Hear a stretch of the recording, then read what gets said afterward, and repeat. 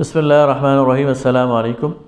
استقبال رمضان سیریز میں ہماری گفتگو کا سلسلہ جاری ہے، اور آج کی مجلس میں ہم دعا، استغفار اور درود کے حوالے سے کچھ بات کریں گے۔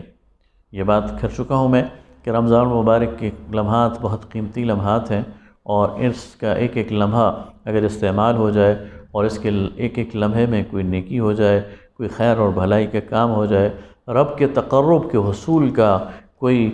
کام ہو جائے، تو اس رمضان المبارک کی قیمت اور اس کی افادیت وہ کئی چند بڑھ جائے گی۔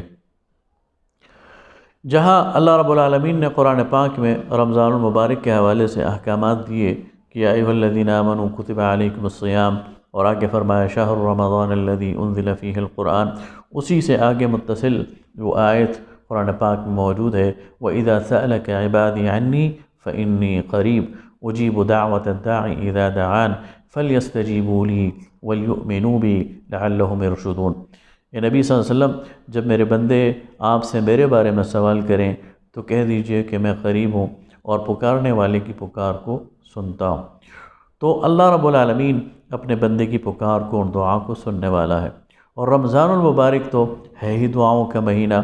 نبی کریم صلی اللہ علیہ وسلم نے فرمایا الدعاء مخ العبادہ، دعا عبادت کا نچوڑ ہے۔ ایک بندے کا اپنے رب سے جو تعلق ہے، اس کا اگر کوئی بہترین استعارہ ہے، اور اگر اس کی کوئی بہترین کوئی تعلق ہے، رشتہ ہے اور اس کی نوعیت ہے، وہ دعا کی۔ ایک بندہ اپنے رب کو پکارتا ہے، اپنی حاجت میں پکارتا ہے، خوشی میں پکارتا ہے، غمی میں پکارتا ہے، تنہائی میں پکارتا ہے، مجمع میں پکارتا ہے، یہ گویا بندے کا اپنے رب کے ساتھ ایک تعلق ہے، اور اللہ رب العالمین بھی اس تعلق کو پسند فرماتے ہیں۔ اللہ رب العالمین کو وہ بندہ بہت ہی اچھا لگتا ہے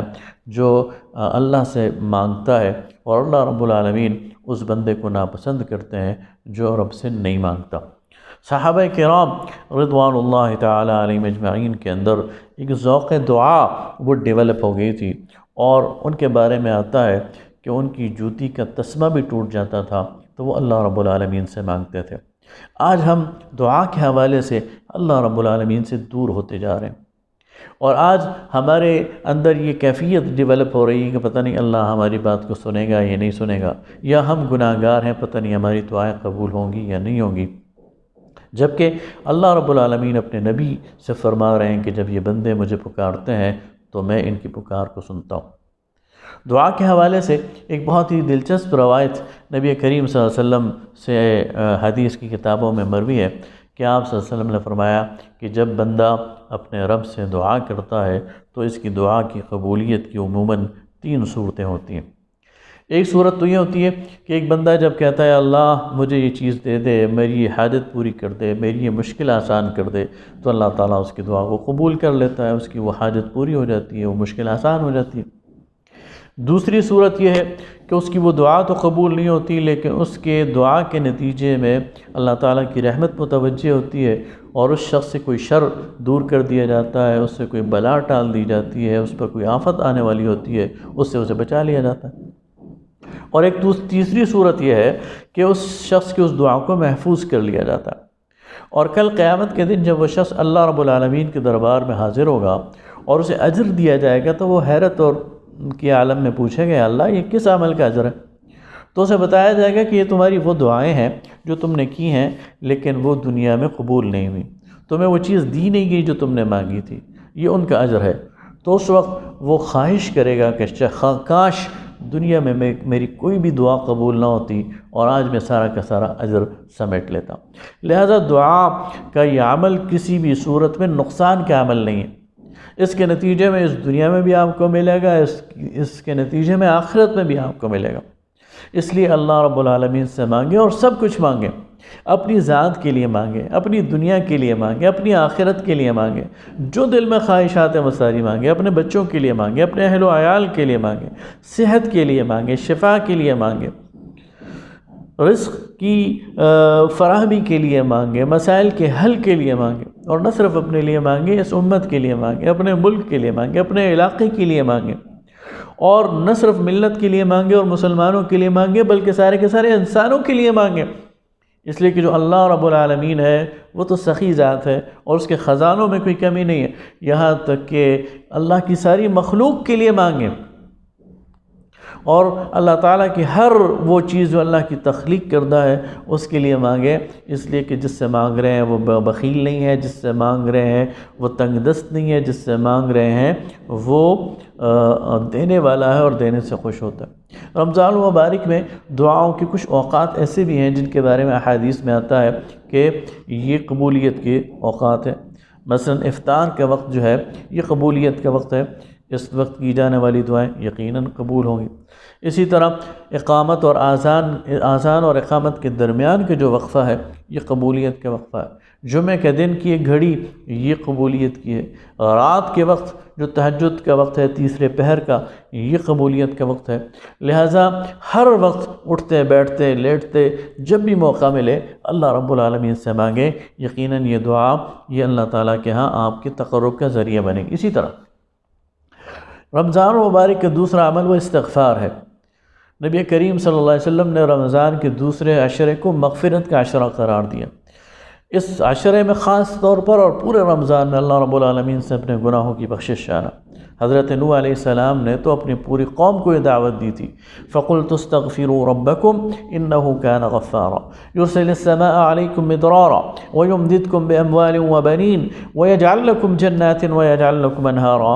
کہ میں نے اپنی قوم سے کہا کہ اپنے رب سے اپنے گناہوں کی بخشش چاہو، وہ بہت زیادہ معاف کرنے والا۔ اس بخشش کے نتیجے میں، اس استغفار کے نتیجے میں وہ آسمان سے تم پر بارش برسائے گا اور تمہیں اولاد دے گا اور تمہیں مال دے گا اور تمہارے لیے نہریں جاری کرے گا، تمہارے لیے باغات اگائے گا۔ لہٰذا آج ہم جن مسائل میں مبتلا ہے، آج جن مشکلات میں مبتلا ہے، آج جو بیماریاں ہیں، یہ جو وبائیں ہیں،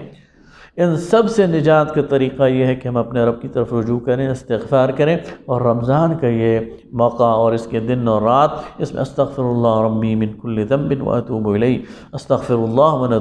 واتوب الیہ، استغفر اللہ ونتوب الیہ، چلتے پھرتے اپنے رب کے سامنے اپنے گناہوں کے اقرار اور استغفار، یہ وہ وظیفہ ہے، یہ وہ کام ہے جو ہمیں کرنا چاہیے۔ اس کے نتیجے میں آپ دیکھیں گے کہ ہمیں اس دنیا کے اندر کشادگی بھی ملے گی اور رب کی رضا بھی ملے گی۔ تیسری بات وہ ہے نبی کریم صلی اللہ علیہ وسلم پر درود۔ اللہ رب العالمین کا حکم ہے، ان اللہ وملائکتہ یصلون علی النبی یا ایھا الذین آمنوا صلوا علیہ وسلموا تسلیما۔ اللہ تعالیٰ حکم دیتا ہے کہ میرے نبی پر درود پڑھا کرو،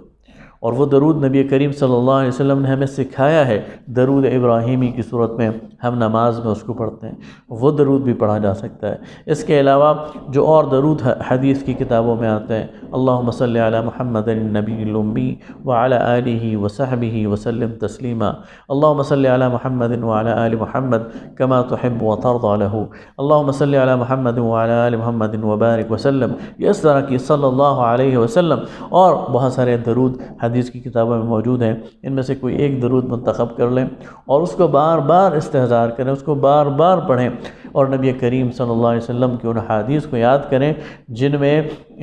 اس درود کے فضائل بیان کیے گئے ہیں۔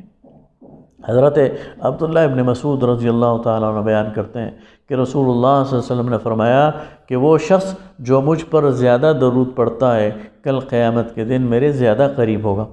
اسی طرح ایک اور روایت میں آتا ہے کہ نبی کریم صلی اللہ علیہ وسلم نے فرمایا جو شخص مجھ پر ایک دفعہ درود پڑھتا ہے اللہ تعالیٰ اس پر 10 بار رحمتیں کرتا ہے۔ غور کیجئے، اللہ تعالیٰ کسی فرد پر ایک بار نظر کرم کر لے اور ایک بار نظر رحمت کر لے، اس کی دنیا اور آخرت سنور جائے گی، لیکن جو شخص نبی کریم صلی اللہ علیہ وسلم پر ایک بار درود پڑھتا ہے اللہ فرماتا ہے میں اس پر 10 بار رحمت کرتا ہوں اور اس کے 10 گناہ معاف کر دیتا ہوں اور اس کے 10 درجے بلند کر دیتا ہوں۔ اسی طرح حضرت ابی بن کعب رضی اللہ تعالیٰ عنہ کی روایت موجود ہے۔ اسی طرح اور بہت ساری روایات موجود ہیں جن میں درود کے حوالے سے فضائل موجود ہیں۔ تو رمضان المبارک یہ درود کا مہینہ بھی ہے۔ نبی کریم صلی اللہ علیہ وسلم نے ہم پر بڑا احسان کیا ہے۔ آپ کے ذریعے اللہ تعالیٰ نے ہمیں ہدایت دی ہے، آپ کے ذریعے اللہ تعالیٰ نے ہمیں جنت کا راستہ دکھایا ہے، آپ کے ذریعے اللہ تعالیٰ نے ہمیں جہنم سے روکا ہے۔ اس احسان کا بدلہ یہ ہے کہ ہم نبی کریم صلی اللہ علیہ وسلم پر زیادہ سے زیادہ درود اور سلام پڑھیں، اور ہمارا یہ درود اور ہمارا یہ سلام نبی کریم صلی اللہ علیہ وسلم کی بارگاہ میں پیش کیا جائے گا، ہمارے نام سے پیش کیا جائے گا، اور اس طرح ایک کانٹیکٹ اور ایک رابطہ اور ایک تعلق ہمارا اپنے نبی صلی اللہ علیہ وسلم سے قائم ہو جائے گا۔ اور غور کیجئے، جب ہمارا یہ تعلق قائم ہوگا اور نبی کریم صلی اللہ علیہ وسلم سے ہمارا ایک تعارف موجود ہوگا، تو کل قیامت کے دن جب حوض کوثر پر ہماری ملاقات ہوگی نبی کریم صلی اللہ علیہ وسلم سے، تو یقیناً وہ ہمیں پہچان جائیں گے اور وہ خوشی کا اظہار کریں گے، اور آپ کے ہاتھوں ہمیں جام کوثر نصیب ہوگا اور آپ کی شفاعت کے ہم حقدار ہوں گے۔ اللہ رب العالمین سے دعا ہے کہ رمضان المبارک کے ایک لمحے کو ہم قیمتی بنائیں۔ وآخر دعوانا الحمدللہ رب العالمین۔